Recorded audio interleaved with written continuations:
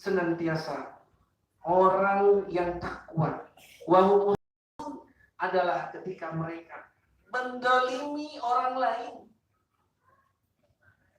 mereka akan segera kemudian memohon ampun kepada Allah, bertobat kepada Allah, karena yakin mendolimi orang lain itu di dalam Islam sesuatu yang terlarang.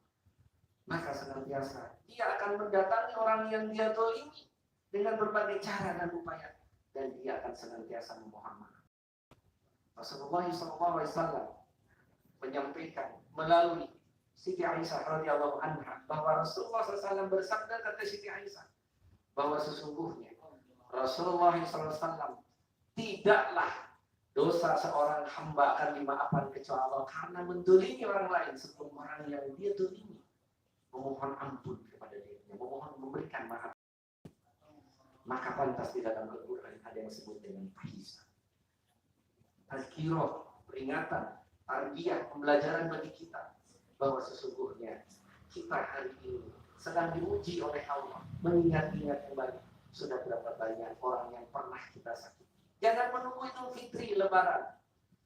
Kalau ada kesempatan, manfaatan gadget, handphone yang ada di tempat kita silaturahim, kita kunjungi orang yang pernah kita dolimi dan mohon ampun kepada mereka. Kalau ada sangkut paut dengan utang piutang, segera bereskan.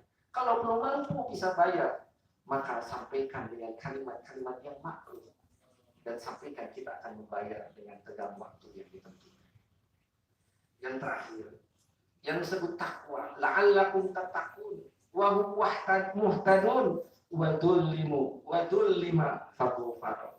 Ketika dia didolimi orang lain, maka ada ciri khas, dia akan senantiasa memberikan maaf kepada orang yang mendolimi. Ini ciri orang yang bertakwa.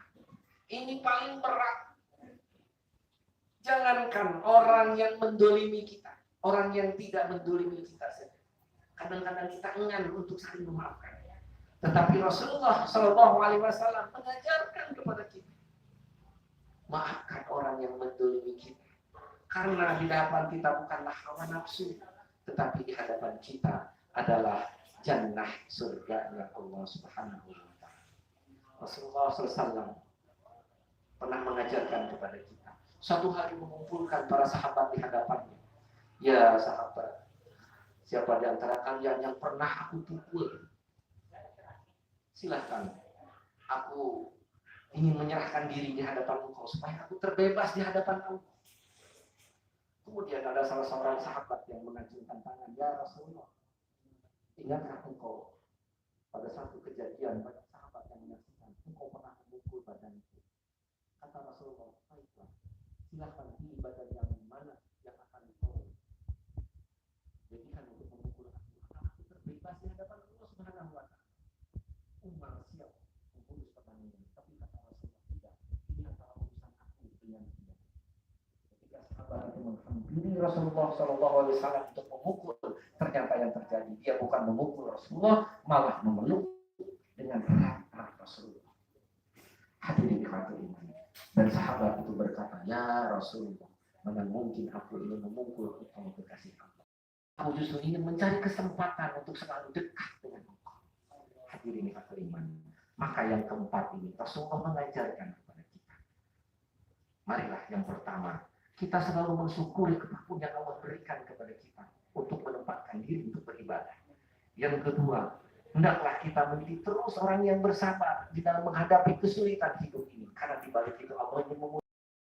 Yang ketiga, kalau kita merasa sudah mendolimi orang lain, segera bereskan, mumpung Allah masih memberikan umur kepada kita. Dan yang terakhir, yang keempat, ketika kita didolimi oleh orang lain, maka jadilah orang pemaaf. Karena dengan begitu, pintu surga Allah segera memerintahkan malaikatnya untuk dibuka lebar-lebar. Dan ketika kita meninggal dunia, kita tinggal menunggu bagian kita dari keempat hal ini yang dijanjikan oleh Allah Subhanahu wa Ta'ala. Hadirin hafal iman, mudah-mudahan kuliah yang singkat ini menjadi bagian yang terpenting dalam kehidupan kita, apalagi di bulan Ramadan ini.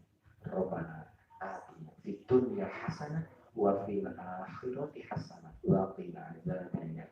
Assalamualaikum warahmatullahi wabarakatuh. Waalaikumsalam.